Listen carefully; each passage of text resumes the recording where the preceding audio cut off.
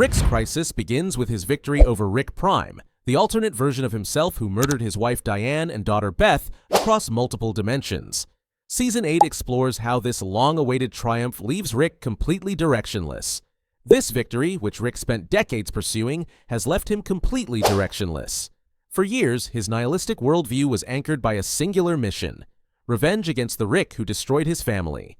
With that purpose eliminated, Rick finds himself experiencing what can only be described as a post-achievement void. In earlier seasons, Rick used the concept of an infinite multiverse as philosophical armor. If everything happens somewhere, then nothing happening here truly matters. This gave him justification for cruelty, detachment, and emotional numbness. Season 8 strips away this defense mechanism. Without an enemy to define him or a quest to drive him forward, Rick can no longer run from his own emotional emptiness. This crisis manifests as restless busyness throughout the season. Rick volunteers for dangerous missions not out of passion or scientific curiosity, but out of boredom. He tags along with Space Beth on her adventures, desperately seeking something to fill the void where his motivation used to be. The show deliberately reframes his character arc from world-weary superiority to a genuine search for meaning and purpose. Season 8's more serialized structure exists specifically to clear away old narrative engines so Rick's internal struggle can become the primary driving force. Episodes are built around testing whether Rick can live with purpose when no external enemy defines his existence. The series pivots from Rick solves cosmic problems because he can to Rick discovers whether purpose can come from relationships rather than domination or vengeance. The 17-year simulation subjects Morty and Summer to one of the most psychologically damaging experiences in the show's history.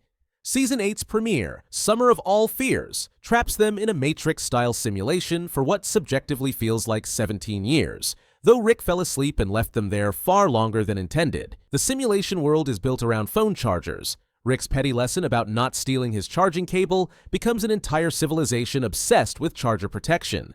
Every aspect of this reality centers on why phone charger theft is morally wrong, from cultural traditions to political movements to military conflicts. Summer emerges from this experience as a confident, calculating tech CEO who manipulated global events to secure lithium deposits and create wireless charging technology. Her transformation demonstrates strategic brilliance and cold manipulation, qualities that fuel long-standing fan theories about evil Summer. During the simulation, she orchestrates wars, stages terrorist attacks, and controls Morty's entire military experience while maintaining her cover. Morty's simulation experience proves even more traumatic. He's imprisoned for alleged charger theft, struggles with employment due to his criminal record, and eventually becomes a soldier in a war his sister secretly manufactured. He dies repeatedly in combat, watches his best friend CJ perish, and develops severe PTSD symptoms. The simulation grants him immortality within that world, making his deaths meaningless while the psychological trauma remains completely real.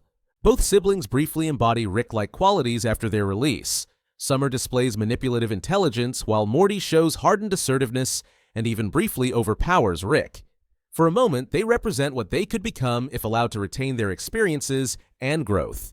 However, Rick ultimately erases both Summer and Morty's memories, restoring them to their baseline teenage personalities. This memory wipe serves two critical functions. It maintains Rick's control over the family hierarchy, and it provides the writers with a meta device to explore character evolution without permanently disrupting the show's core dynamic.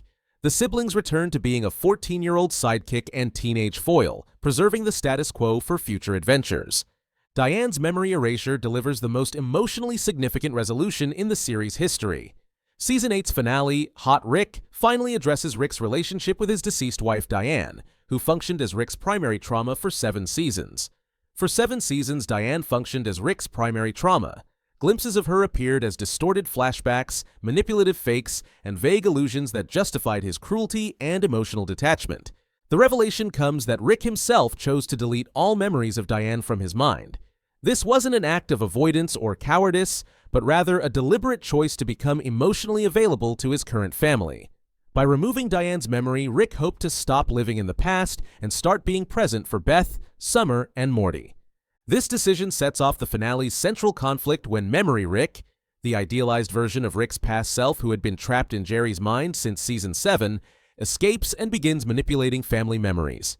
Memory Rick influences Jerry's recollections to make Rick appear as a wonderful father figure, creating false memories where Rick was present, supportive, and emotionally available throughout Jerry's relationship with the family. After Rick extracts Memory Rick from Jerry's mind, Memory Rick uses his identical technical knowledge to beam himself into Beth's mind, attempting to rescue Memory Diane from the mental space where Rick had stored her. Memory Rick's interference becomes increasingly destructive, creating multiple versions of Beth's consciousness that recognize their artificial constructs. The situation reaches crisis when Beth, overwhelmed by conflicting memories and realizing her experiences aren't real, nearly takes her own life to escape the psychological chaos. Rick's resolution demonstrates profound character growth. When he extracts Memory Rick and Memory Diane from Beth's mind, he could easily delete them permanently. Instead, Rick chooses empathy over efficiency, creating a contained space where Memory Rick and Memory Diane can exist together peacefully. He places them in an ant farm environment at the edge of space, giving them happiness while warning them to stay away from his current family. Rick then erases his own memory of their location, ensuring he cannot interfere with their peace. This represents the first time Rick acts with genuine empathy toward his own past, rather than running from it or weaponizing it against others. The memory erasure serves as narrative closure for a decade-long character arc. Diane stops being a dangling mystery box or endless source of trauma recycling, becoming instead a resolved chapter that enables Rick to move forward. This prevents the show from endlessly mining his backstory while grounding his new motivations in emotional work rather than external revenge quests. Fatherhood becomes the unifying theme that transforms Rick and Morty's narrative focus.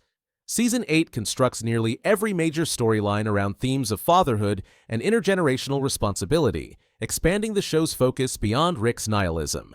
Characters are repeatedly placed in parental roles, both literal and symbolic, to test how they handle or fail those responsibilities. Rick, Bird Person, Jerry, and even Morty each represent different aspects of fatherhood throughout the season. Rick's evolution proves most dramatic. In Valkyric, he struggles alongside Bird Person to raise their respective sci-fi daughters, both dealing with lost spouses and the challenge of nurturing while emotionally wounded. In the Curixus case of Benjamin Button, Rick admits that his original Beth died and tells the surviving Beths he's proud of them, granting long-denied emotional closure. This replaces his revenge-driven narrative engine with genuine emotional presence. Morty also experiences significant growth through fatherhood themes. Beyond processing his PTSD from the simulation, he reconnects with Morty Jr. in Morty Daddy, stepping into a caretaker role he previously avoided. This evolution reframes Morty not just as Rick's sidekick, but as someone capable of guiding and nurturing others, even as Rick continues memory wiping him to preserve their established dynamic. Jerry undergoes perhaps the most surprising character development. In The Last Temptation of Jerry and No Mortland, encounters with alternate versions of himself force Jerry to recognize his value as a provider and father figure.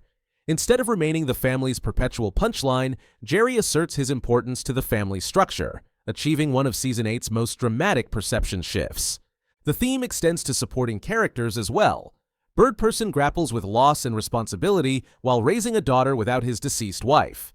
These parallel struggles create a season-wide examination of how different characters approach parental duties, emotional availability, and intergenerational healing. Beth's confrontation with her childhood trauma takes center stage through literal de-aging. Season 8 places renewed focus on the dual Beth dynamic, which had been backgrounded since Season 6. In The Curixus case of Benjamin Button, both Beth and Space Beth undergo literal de-aging, reverting to violent child versions of themselves. This regression functions as a psychological externalization. Their child selves articulate deep resentment and abandonment feelings they experienced growing up with an absent, destructive father. By literally becoming their wounded inner children, the Beths force Rick to confront trauma he cannot ignore or deflect. Their childhood selves speak with the raw honesty that their adult versions have learned to suppress or intellectualize. The confrontation continues into the finale, where Memory Rick exploits Beth's childhood insecurities to manipulate her current mental state. The story reframes both Beths not as duplicates defined by cloning science, but as equally scarred individuals sharing the same formative wound. Growing up with a father who could not commit to or consistently care for them, whether the domestic Beth or the spacefaring Beth, both daughters carry identical emotional damage from Rick's failures. Rick finally breaks this cycle by acknowledging painful truths he spent years avoiding. He admits that his original Beth died and openly expresses pride in the surviving Beths, a direct confrontation with the consequences of his neglect rather than his usual deflection techniques. For years, Rick dodged accountability by hiding behind clones, alternate dimensions, or nihilistic excuses. Here, he directly faces the damage he caused and offers emotional recognition instead of scientific solutions. The Beth's arc crystallizes the season's focus on fatherhood by forcing Rick to see his children as people rather than extensions of his own trauma or genius. The long-running clone mystery receives closure not through plot revelations, but through emotional honesty, acknowledging that the scars of abandonment cannot be erased by sci-fi gimmicks, only addressed through recognition and commitment. Jerry's transformation represents the most surprising character development in the entire series. Season 8 gives Jerry Smith his most significant character evolution in the show's 8-season run through episodes like The Last Temptation of Jerry and No Mortland. Place him at center stage, stripping away layers of insecurity to reveal genuine resilience and self-discovery capability. These stories position Jerry in situations where he cannot rely on Rick or his family to define his worth, forcing him to find validation within himself. No Mortland proves particularly transformative for Jerry's character. His journey with Mooch Jerry, an alternate version abandoned by his family, provides Jerry with a painful outside perspective on his own life. Rather than collapsing under self-loathing or accepting the idea that he's disposable, Jerry uses this experience to assert that he is loved and needed by his own family. For a character long dismissed as the family's weakest link, this represents a rare triumph of genuine self-worth. The season carefully balances Jerry's growth with his established comedic incompetence. He retains his bumbling nature and tendency toward questionable decisions, but these traits now exist alongside demonstrated emotional depth and occasional wisdom. This prevents his character development from feeling unrealistic while adding complexity to what was previously one-dimensional comic relief. Jerry's evolution culminates in an unprecedented moment of recognition from Rick. A quiet post-credits scene shows Jerry and Rick watching television together, played with subtle levity but signaling a new stage in their relationship. For the first time, Rick treats Jerry as more than background noise or the family's incompetent burden, acknowledging him as a fellow human being deserving of basic respect. Jerry's arc demonstrates the series' overall maturation by proving it can sustain compelling drama without relying solely on Rick's genius or Morty's growth. By elevating the most ordinary Smith family member into a sympathetic figure, Season 8 expands the show's emotional range and turns former comic relief into a mirror for universal themes of inadequacy, validation, and belonging. Destruction comes to the Citadel of Ricks, ending one of the series' most significant institutions. Season 8 delivers definitive closure to this alternate society in The Rick, the Mort, and the Ugly, where the ruins that had been lingering since Season 5 are finally obliterated completely. The episode reveals that many Citadel inhabitants were actually clones, adding a layer of artificiality to what fans thought they understood about this alternate society. The Citadel's destruction carries both plot significance and meta-narrative weight. For years, this institution allowed the writers to endlessly remix variations of Rick's and Morty's, creating infinite mirrors for Rick's self-loathing and narcissism. The Citadel enabled storylines about evil Morty's rise, Rick politics, and multiverse society building, but it also became a creative trap that constantly circled back to the same themes and conflicts. Season 8's demolition of the Citadel represents deliberate narrative housecleaning. The writers are shutting down an overused premise to make room for new character arcs and story possibilities. By burning these ruins to ash, the show signals its determination to move past self-referential parody and recycled multiverse politics. The story of Homesteader Rick embodies this thematic closure.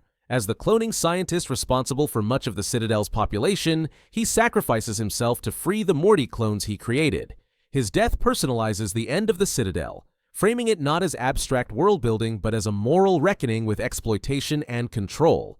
The Citadel dies through one Rick choosing responsibility over survival. By definitively ending the Citadel, the show eliminates one of its most recurring motifs. What remains is not an infinite supply of replacement characters, but a finite, consequence-driven narrative space where deaths, choices, and character growth carry lasting meaning. The destruction clears away institutional storytelling to focus on individual relationships and personal development. New multiverse rules fundamentally reshape how interdimensional travel operates within Rick and Morty. Season 8 establishes concrete limitations that restore narrative consequence to the show's reality-hopping adventures, moving away from the boundless many worlds interpretation. Instead of the boundless many worlds interpretation where every possible reality exists simultaneously, the season establishes concrete limitations that restore narrative consequence to interdimensional travel The most significant revelation confirms that only two Ricks, C-137 and Rick Prime, actually invented portal travel independently. This dramatically narrows the range of accessible universes from truly infinite possibilities to what these specific Ricks can reach and create. The multiverse becomes countably infinite rather than absolutely infinite, constrained by what portal gun technology can access rather than encompassing every conceivable reality. This adjustment serves essential storytelling functions. A truly infinite multiverse would eliminate consequences since infinite duplicates could undo any loss or failure. By setting boundaries, such as limited unique Ricks and restricted do-over opportunities, the writers restore weight to character deaths, relationship developments, and story conclusions. When events occur, they matter because they cannot be endlessly repeated across infinite dimensions. Episodes reinforce these constraints through new interdimensional mechanics. No Mortland introduces The Road, a hidden network of pathways accessible without traditional portal guns, showing that multiverse travel has structure and rules rather than chaotic randomness. This suggests underlying organization to reality that limits pure possibility. The Diane memory arc further clarifies multiverse restrictions. The Omega device's ability to damage all Rick's memories of Diane across dimensions suggests shared limitations rather than infinite variation. If memories themselves obey multiverse rules, then reality operates within discoverable parameters rather than absolute chaos. Together, these rules signal a creative recalibration for the series. By tightening multiverse boundaries, Rick and Morty avoids collapsing under its own infinite logic while anchoring itself in serialized, character-driven storytelling. The infinite playground remains vast but becomes navigable, structured, and capable of sustaining genuine emotional stakes.